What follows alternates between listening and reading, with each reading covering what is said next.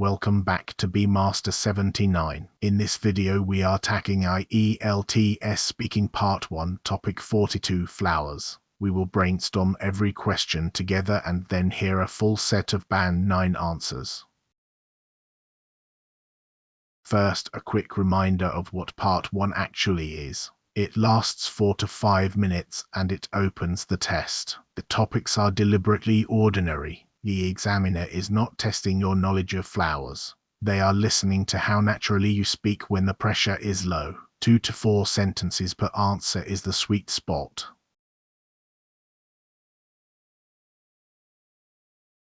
Here are the 4 questions on today's card. Do you love flowers? Do you know anyone who loves flowers? Are there a lot of flowers where you live? And do you take photos of flowers in your daily life? Pause the video here and try each one yourself before you hear my version.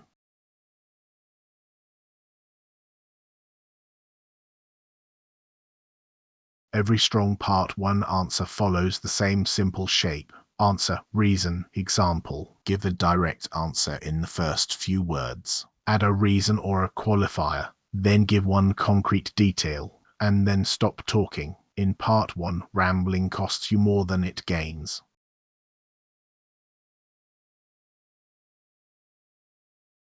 Question 1. Do you love flowers? On the left, the ideas. Say yes, but qualify it, because an unqualified yes sounds rehearsed. Mention what flowers actually do to a room. Name one specific favorite. And add one small drawback, because real opinions have edges. On the right, the language that carries all of that.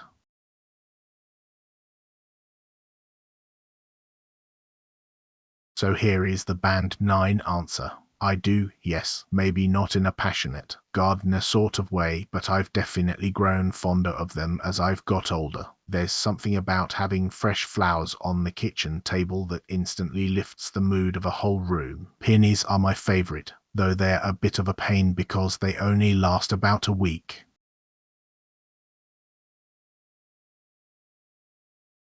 Question 2. Do you know anyone who loves flowers? The trap here is to answer in the abstract. Do not. Pick one real person and make them vivid. Say what they actually do. Give them one impressive skill. And then contrast it with yourself, because a little self-deprecation sounds completely natural.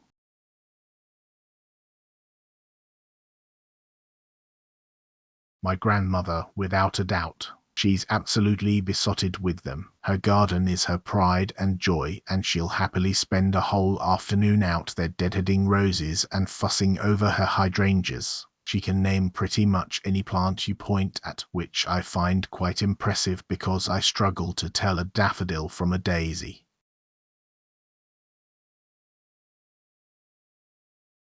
Question 3. Are there a lot of flowers where you live? Here, an honest no is far more interesting than a polite yes. Describe your area truthfully, then turn it with a contrast. One park, one season, one specific flower, and finish with a small human detail, like what the neighbors have done.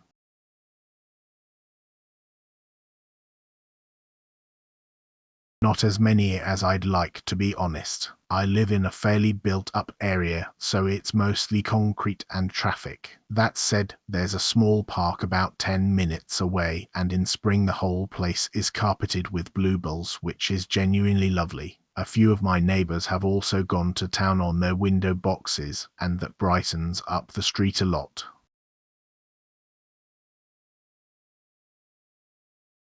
Question 4. Do you take photos of flowers in your daily life? Avoid a flat yes or no. The word occasionally does a lot of work here because it lets you explain when. Give a moment, give an example, and finish with something wry. Humor is one of the clearest signals of a genuinely comfortable speaker.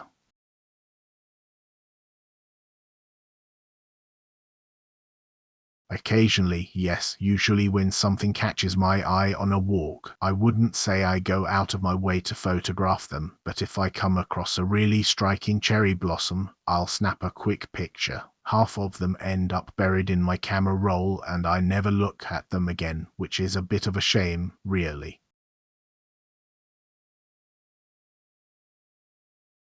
Here is the full exchange in one place. Read it through and notice how short each answer actually is. Not one of them runs past 4 sentences. That restraint is part of what makes it sound like a real conversation rather than a performance.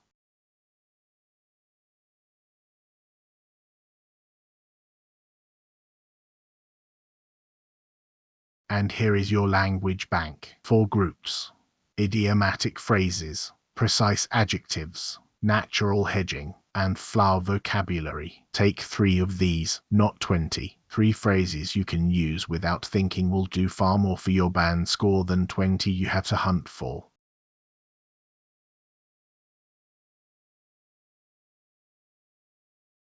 Why this reaches band 9, fluency and coherence, because it runs on without hesitation and the ideas link naturally. Lexical resource, because the idiomatic language sits comfortably in the sentence instead of being forced in. Grammatical range, because tenses and clauses vary without error. One important note: this Band 9 assessment reflects an internal quality check against the publicly available ielts band descriptors. It is not a score awarded by a certified ielts examiner.